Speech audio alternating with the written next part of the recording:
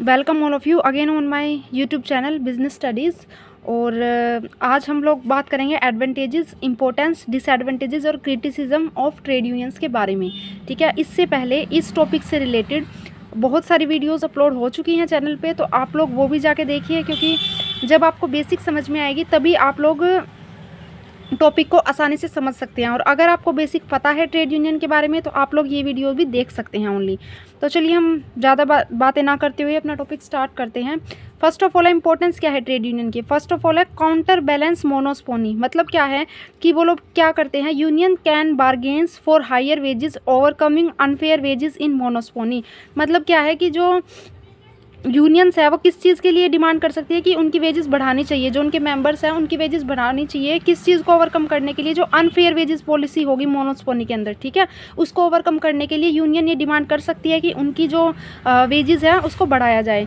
Next है represent workers. Union can represent workers at employment tribunals. ठीक है, वो क्या करती है, वर्कर्स को रिप्रेजेंट करती है, जो उसके मेंबर्स हैं उनको रिप्रेजेंट करती है एम्प्लॉयमेंट ट्रिब्यूनल्स के सामने। ठीक है, तो इसमें भी काम आती है। देखिए इसकी इंपॉर्टेंस और जो डिसएडवांटेजेस है उसमें कुछ भी नहीं है। मैं ऑलरेडी पूरा टॉपिक अच्छे से एक्सप्लेन कर चुकी हूँ आप लोगों के सामने। अगर आपको पूरा टॉपिक पता है तो आप इसको आसानी से खुद भी लिख सकते हैं। ठीक है, तो ऐसा कुछ समझाने जैसा नहीं है इसमें, बहुत ही सिंपल लैंग्वेज में मैंने लिखा है। नेक्स्ट है productivity deals. A trade union can help a firm to bring in new working practices which increases labor productivity.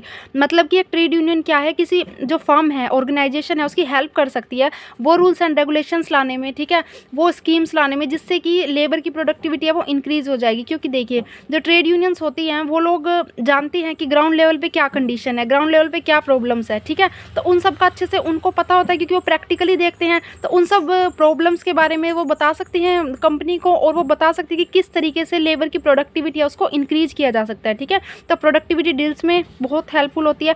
Cooperation. Unions in theory can help bring workers close to management and represent interest. मतलब कि जो unions होती है वो लोग क्या करते हैं, हेल्प करती है वर्कर को मैनेजमेंट के साथ अच्छी अंडरस्टैंडिंग बनाने में हेल्प करती है। क्योंकि देखिए अगर वर्कर्स और मैनेजमेंट के बीच में कोई भी डिस्प्यूट्स होता है तो जो ट्रेड यूनियंस है वो उस डिस्प्यूट को बहुत ही आसानी से सॉल्व करती है। ठीक है, उनसे बातचीत करती है और उनके बीच में जितनी भी मिसअंडरस्टैंडिंग है उसको क्लियर करने की कोशिश करती है। तो इस तरीके से वो कोऑपरेशन में भी बहुत हेल्पफुल है। ठीक है, तो ये तो थी इसके एडवांटेजेस। अब हम बात करेंगे डिसएडवांटेजेस और क्रिटिसिज्म के बारे में। फर्स्ट ऑफ ऑल है unemployment. In competitive labour market unions pushing wages above equilibrium cause unemployment. इसका मतलब क्या है कि जैसे कि देखिए जो लेबर मार्केट, कई बार जो यूनियंस होती है वो लोग बहुत ज़्यादा डिमांड करती है वेजेस को बढ़ाने की। ठीक है, जितनी होनी चाहिए उससे कई ज़्यादा डिमांड करती है। तो इससे क्या होता है, अनएम्प्लॉयमेंट क्रिएट हो जाती है, क्योंकि उन लोगों के पास इतना फाइनेंस होता नहीं है ऑर्गेनाइजेशंस के पास, और वो लोग और एम्प्लॉयमेंट देना बंद कर देती है, क्योंकि जो ट्रेड यूनियन है वो बहुत ज़्यादा डिमांड करती है वेजेस को बढ़ाने की। ठीक है, तो इसलिए उनको कम से कम डिमांड करनी चाहिए। तो एक तो ये है इसका डिसएडवांटेज। सेकेंड है कॉस्ट पुश इन्फ्लेशन। मतलब क्या है, powerful union can push up wages causes inflation. मतलब इन्फ्लेशन क्या होता है, महंगाई बढ़ जाती है, क्योंकि कई जो पावरफुल यूनियंस होती है वो इतना प्रेशर डालती हैं ऑर्गेनाइजेशन के ऊपर कि उन लोगों को वेजेस बहुत ज़्यादा इंक्रीज़ करनी पड़ती है। और इससे क्या होता है, इससे जो वो लोग ऑर्गेनाइजेशन वाले हैं जो वो प्रोडक्ट बनाते हैं उस पर वो लोग ज़्यादा कॉस्ट कर देते हैं उसकी। ठीक है, तो इससे क्या होती है, इन्फ्लेशन हो जाती है, क्योंकि देखिए ऑर्गेनाइजेशन भी अपनी जेब से तो नहीं देगी ना पैसे उनको, वर्कर्स को, तो वो लोग क्या करते हैं, वो कस्टमर पे सारा भार चला जाता है, फिर महंगाई बढ़ जाती है। ठीक है, वो लोग महंगाई बढ़ा देते हैं क्योंकि उन्हें वेजेस इंक्रीज करनी होती है।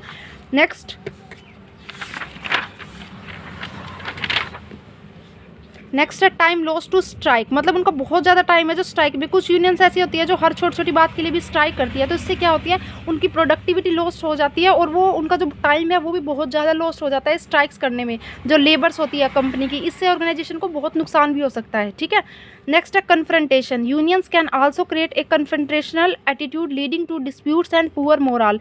मतलब यूनियन क्या करती है, वो लोग एक कन्फ्रंटेशनल एटीट्यूड भी वो लोग डेवलप कर सकती हैं, जिससे बहुत ज़्यादा डिस्प्यूट होते हैं और उनका जो मोरल है वो भी बहुत डाउन हो जाता है। ठीक है, ऑर्गेनाइजेशन के साथ अगर वो बहुत ज़्यादा इस तरीके का एटीट्यूड दिखाएगी। कन्फ्रंटेशन का मतलब होता है लड़ाई। ठीक है, लड़ाई वाला एटीट्यूड। कन्फ्रंटेशनल मतलब लड़ाई वाला एटीट्यूड वो लोग बहुत दिखाती है, और जिससे डिस्प्यूट हो सकता है और उनका जो काम करने का मोराल है वो भी डाउन हो जाता है। नेक्स्ट है personal interest in the trade union. कई बार क्या होते हैं, जो ट्रेड यूनियन के लीडर्स होते हैं वो मैनेजमेंट से अपने पर्सनल इंटरेस्ट के लिए काम करवाना स्टार्ट कर देते हैं, ठीक है। वो लोग अपने जो वर्कर्स हैं उनको रिप्रेजेंट नहीं करते हैं और अपने फ़ायदे के लिए वो मैनेजमेंट से या पॉलिटिकल पार्टीज से जुड़ते हैं और अपना अपना फ़ायदा वो करते रहते हैं और लेबर्स को वो लोग नेग्लेक्ट कर देते हैं, ठीक है। तो ये थे इसके डिसएडवांटेजेस। तो अब ये टॉपिक कंप्लीट हो गया। अगर आपको इससे रिलेटेड और कुछ भी आपको जानना है, समझना है, तो आप लोग कमेंट में बता सकते हैं। Thank you.